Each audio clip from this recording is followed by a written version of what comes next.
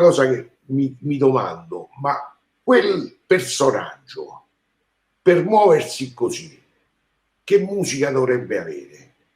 Cioè, qual è la sua verità profonda, la sua frequenza musicale, perché si muove in quella certa maniera?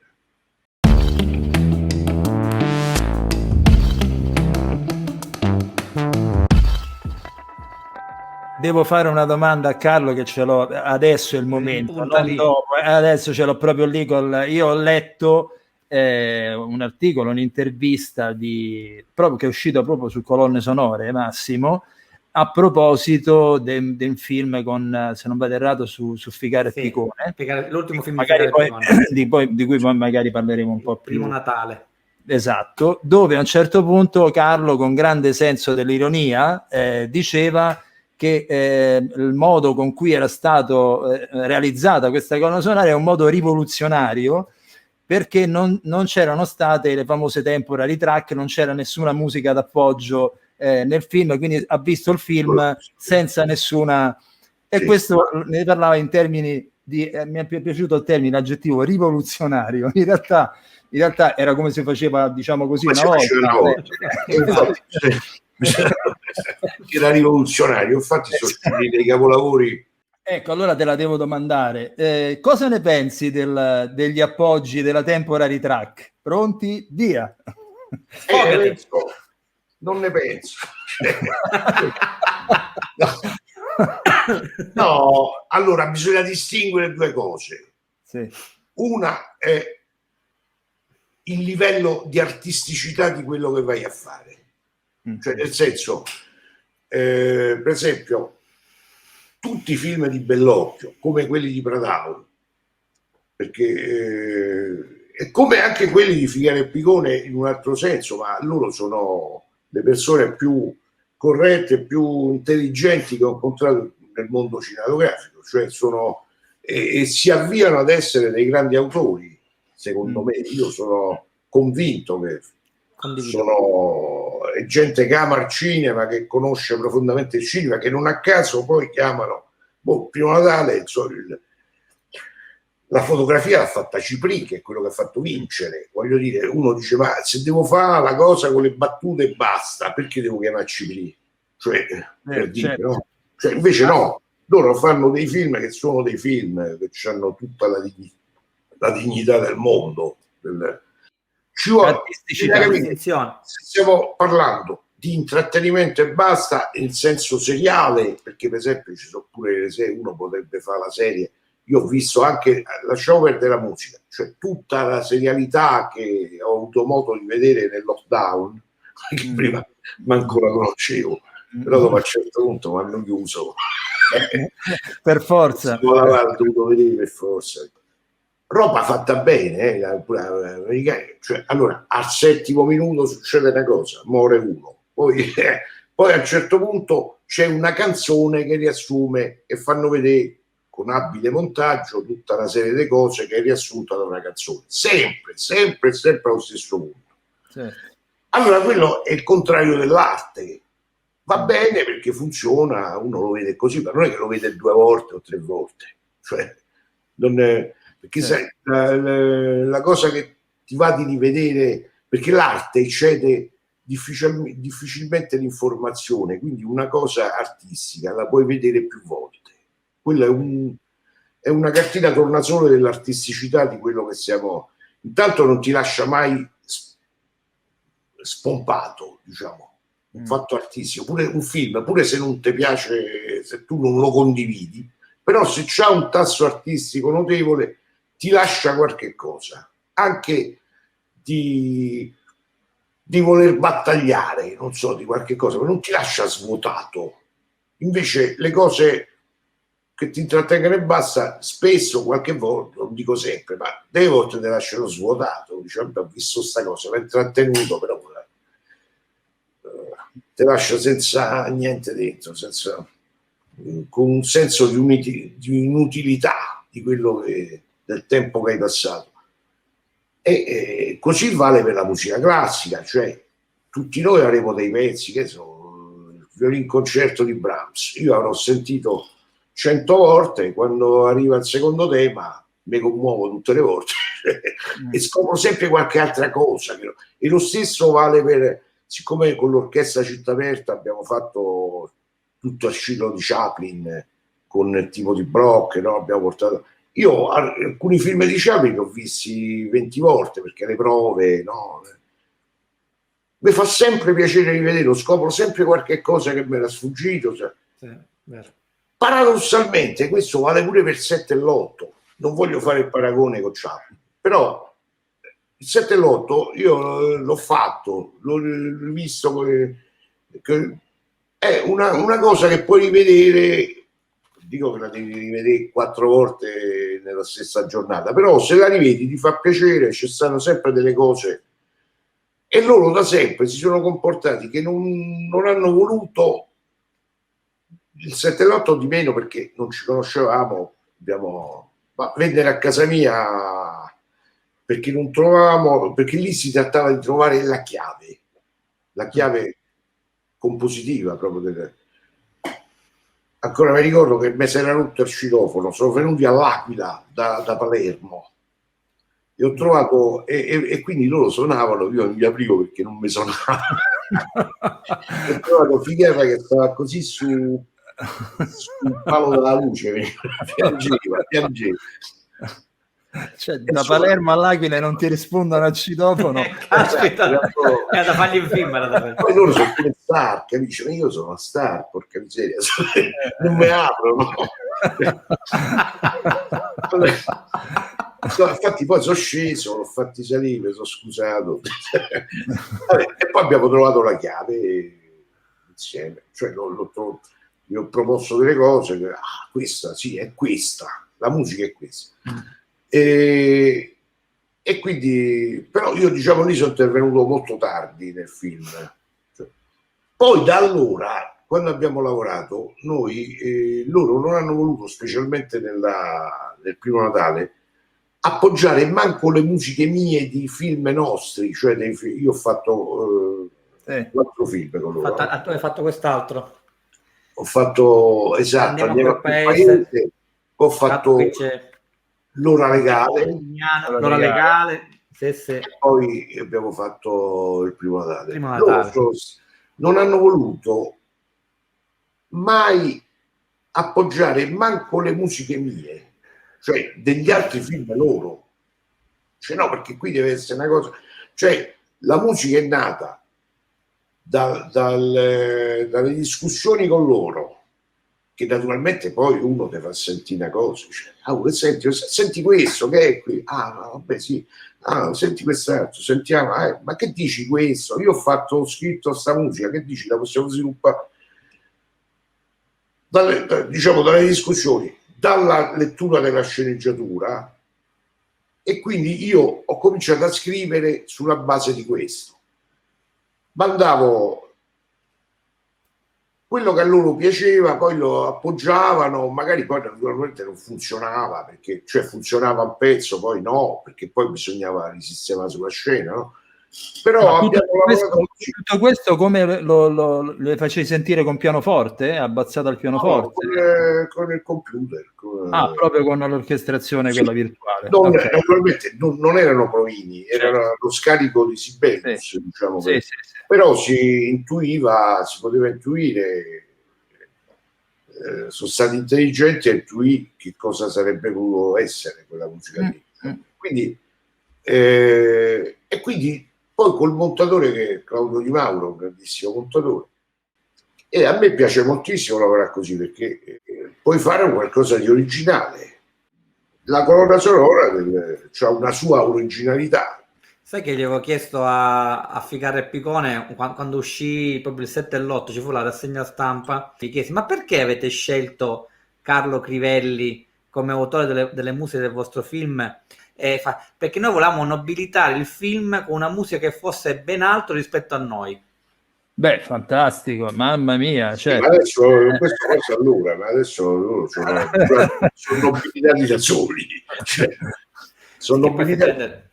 Certo, la musica dà una veste, diciamo, di importanza alle cose. Io l'ho capito questo tantissimi anni fa, quando feci Un bambino in fuga, voglio fare i titoli di testa, siccome in Bambino in fuga non c'erano, sì, c'erano attori conosciuti, ma non c'era la star della situazione per cui uno dice vedo il film perché c'è quell'attore.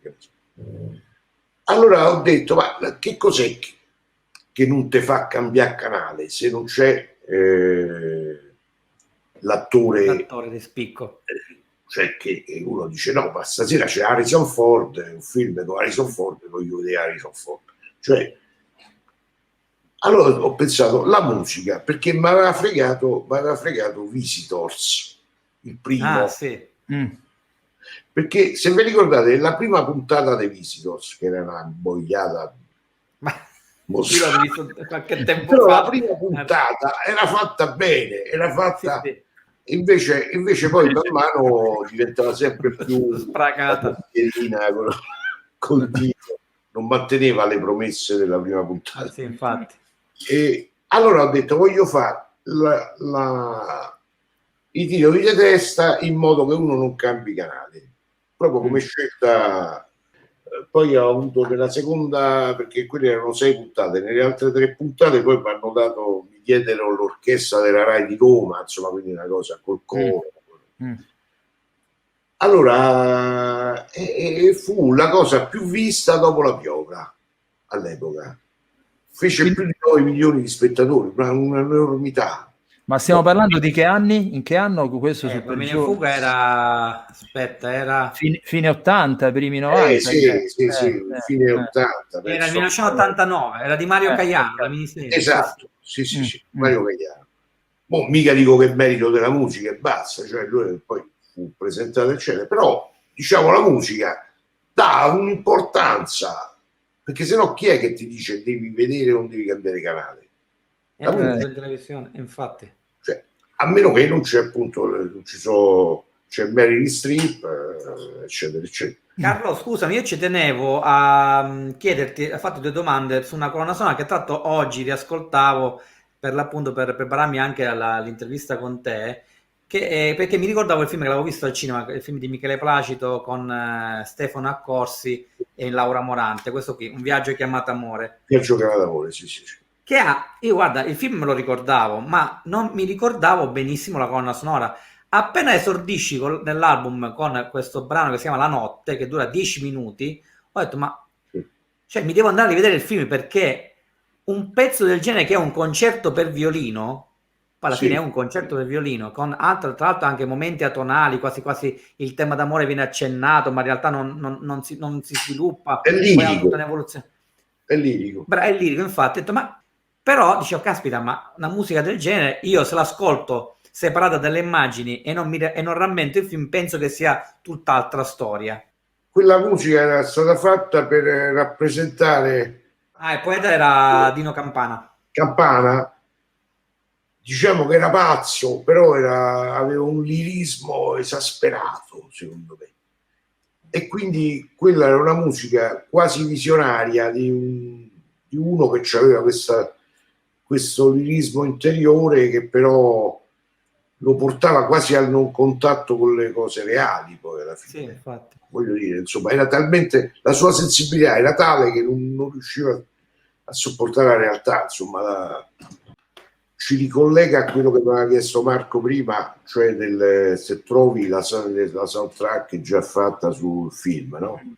Cioè io la prima cosa che faccio è normalmente, io la prima cosa che mi domando, ma quel personaggio per muoversi così, che musica dovrebbe avere? Cioè qual è la sua verità profonda, la sua frequenza musicale, perché si muove in quella certa maniera? E quindi questo mi suggerisce che musica fare, diciamo così. Poi naturalmente io faccio così, magari un altro autore farebbe un'altra musica. Questo risponde pure a quello che diceva Marco, perché dopo, se io arrivo e trovo tutto tappezzato, non posso fare più nessun ragionamento. Infatti. Allora che cosa deve fare il compositore quando arriva e trova tutto tappezzato? Non gli resta che fare il plagio di quello che trova là, per salvare cosa? Il diritto d'autore è chiaro che si può fare, ma si può fare in un contesto che, tanto per riassumere tutto quello che abbiamo detto fino a mo', cioè in un contesto non artistico, ma di intrattenimento seriale. Allora, alla fine, se non me ne frega niente di quello che sto facendo, perché sto facendo un lavoro, diciamo, la cui origine è il fatto che mi pagano e basta, diciamo, va benissimo, arrivo, anzi risparmio tempo, la musica già c'è, non devo stare a fare dei ragionamenti e devo pensare, intuire, leggere le immagini segrete più o meno di quello, perché l'immagine contiene la verità, però la nasconde anche, cioè la devi saper leggere. Anche perché non è una verità scontata da saper interpretare. No, io ascolto con enorme attenzione le parole di Carlo, perché uno prima ha parlato della differenza che c'è tra la parola arte e la parola intrattenimento, che è proprio, scusatemi il termine, è tutt'altra musica, no? E poi dalle sue parole si evince chiaramente la differenza di approccio che c'è dell'artista, ovvero di colui che usa la creatività per inventare qualche cosa che non c'era prima, ma cercando di mettersi al servizio, sì, insomma, l'approccio è completamente diverso. E mi ricollego all'approccio completamente diverso di Carlo, andando su un altro argomento che comunque fa sempre parte di questo, e mi riferisco all'esperienza dell'orchestra Città Aperta, cioè essendo Carlo anche il fondatore di questa esperienza, io ho trovato sul sito dell'orchestra Città Aperta questa splendida definizione di Gabby Lester, violinista, tra l'altro London Symphony Orchestra, stiamo parlando di proprio spalla, sì. Esatto, un big, una big. C'è pure su YouTube, se la trovate, lei ha suonato con The Who. Sì, è una figura enorme. Le sue parole: l'orchestra Città Aperta è un gruppo di musicisti dal talento unico, un'orchestra con l'anima, il calore, genialità e integrità. Abbiamo la fortuna di suonare composizioni e colonne sonore scritte dal nostro compositore Carlo Crivelli, uno dei migliori compositori del mondo. Si tratta di un fatto davvero unico, che questo livello di fare musica non si sia interrotto malgrado il disastro del terremoto del 2009. Questo dimostra uno straordinario sforzo di umanità, perseveranza e amore per la musica da parte di tutti noi nell'orchestra Città Aperta. Cioè, a me sembrano delle parole meravigliose. Fantastico. Ci parli un po' di questa esperienza, di questo progetto che secondo me, io non ho avuto la fortuna, so che voi quasi occupavate un paese per le registrazioni. Ci parli un po' di questo progetto? Ma questa cosa è nata per il film, cioè per il film Ginostra di Pradal, che allora rappresentava il massimo sforzo produttivo in Europa. Insomma, era una cosa che era costata tipo 20 milioni di euro di allora, insomma. E mi avevano già prenotato Sofia o Praga, non mi ricordo, insomma, no. Io stavo parlando con Jonathan Williams, che è un amico mio, che è il più grande cornista, uno dei più grandi cornisti del mondo. Quando Abbato ha fondato la super orchestra di Lucerna, ha voluto lui come primo corno, cioè l'ha chiamato direttamente: riesci a fare il primo corno qui? Cioè lui è stato il primo corno della Chamber Orchestra per tanti anni, ha inciso tutti i concerti di Mozart con Arno Kur,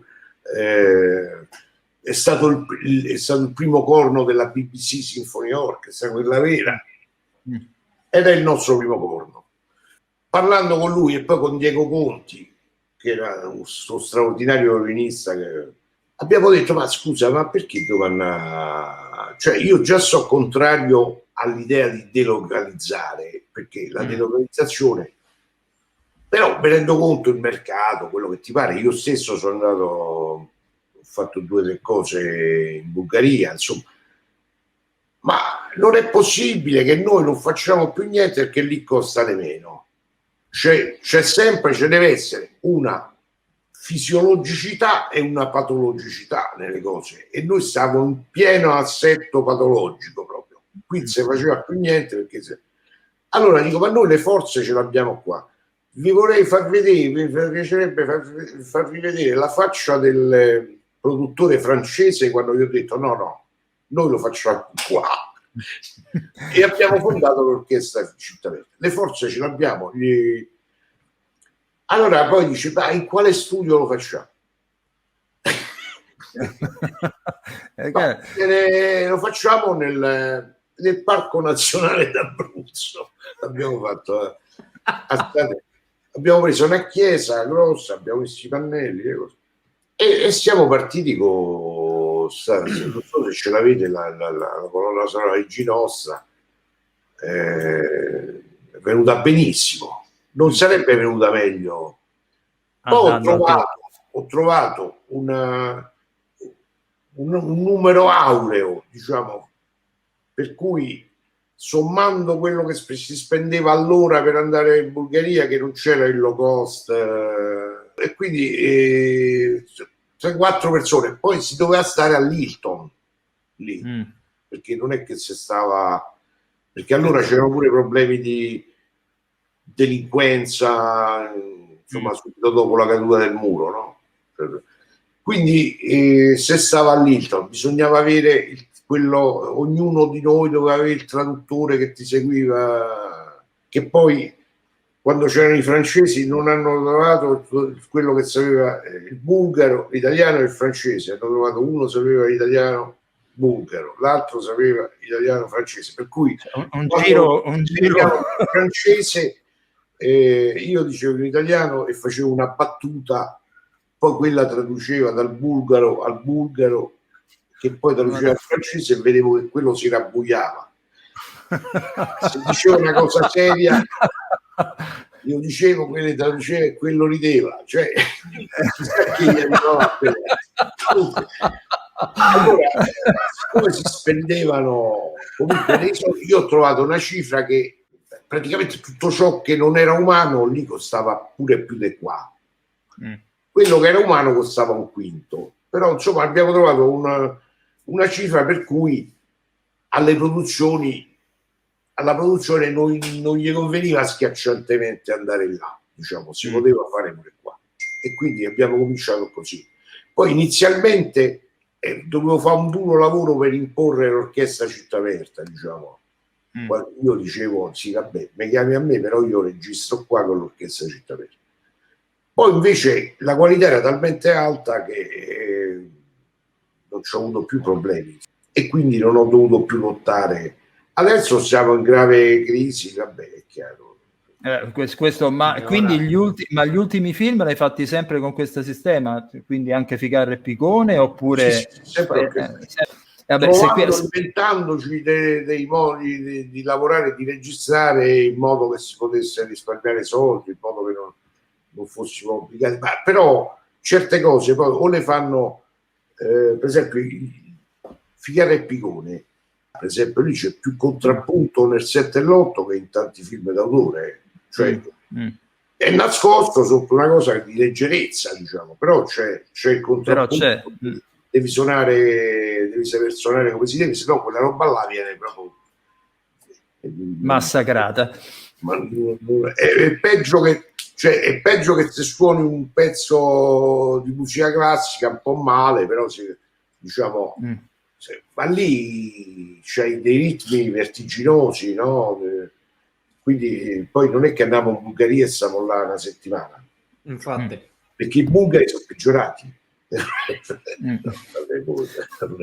Però no, quelli bravissimi, però è vero, quelli dell'est, quelli bravissimi sono venuti qua, adesso suonano nelle orchestre e lì magari non hanno più quella qualità che avevano, cioè capita che magari per guadagnare di più stanno a suonata 9 ore, e il cornista c'è il labbro che gli sanguina, che non ha suonato grazie. Magari il violinista riesce a suonare meglio dopo 9 ore, ma i fiati per esempio se sono stanchi, perché la prima volta che sono stato là loro non facevano manco la pausa. Io ancora mi ricordo lo sguardo della spalla, era il 90 forse la prima volta che sono andato, quindi la struttura era ancora quella del regime. Senti, allora Carlo, noi concludiamo sempre questa intervista monografica, di cui ti ringraziamo tantissimo, perché veramente ce ne sono tantissime riflessioni preziose buttate lì con grande naturalezza poi, e questo fa capire peraltro anche, perché non abbiamo parlato, ma insomma qui Carlo Crivelli, oltre ad essere un grande maestro, è anche un grande didatta, attenzione, Sì, per infatti. cui che insegna, non so, insegna o insegnava al mio conservatorio, insegnava al mio conservatorio di L'Aquila, voglio dire, Casella. Tu sei percussionista, no? Io sono percussionista, io studiavo con Striano, quindi quando c'era ancora il conservatorio quello vecchio, che mi piacerebbe tanto rivederlo, ma mi sa che non esiste più, forse no, è venuto giù o no? È andato giù. È andato giù totalmente. Piaga gli Offi. Esattamente. Quello lì è proprio sparito. Sparito totalmente. Peraltro un conservatorio di una bellezza, lasciatemelo dire, bello. La domanda che facciamo finale è: noi siamo anche legati a un programma radiofonico, quindi richiederò una domanda che generalmente mette in crisi i compositori, però tanto c'è del tempo per rispondermi. Allora, a proposito di cinema, ci dici una canzone originale di un film, una movie song di un film che per qualche ragione ti è rimasta particolarmente nel cuore. Smoke It in Your Eyes. Smoke It in Your Eyes, ok. Platters. Di che film fa parte? Io lo conosco talmente. È stata strausata in un sacco di film. Tra l'altro, forse una delle ultime volte in cui si è sentita, se non erro, era Always, il film di Spielberg, dove c'è stata l'ultima interpretazione di Audrey Hepburn. Ah, per dirne una, proprio così. Infatti, comunque c'è. Va bene. Carlo, grazie del tempo che ci hai dato, grazie. Noi ci piacerebbe, anzi questo è una cosa che veramente è un impegno che ci prendiamo. Quando ci libereranno tutti finalmente, ci piacerebbe tanto farti parlare della lavorazione, di come sta andando, e magari, se ce lo concedi, di venirti a trovare durante con l'orchestra Città Aperta, perché mi sembra un'esperienza bellissima. Infatti. Ma non vi è mai venuto in mente di fare un documentario su questa orchestra?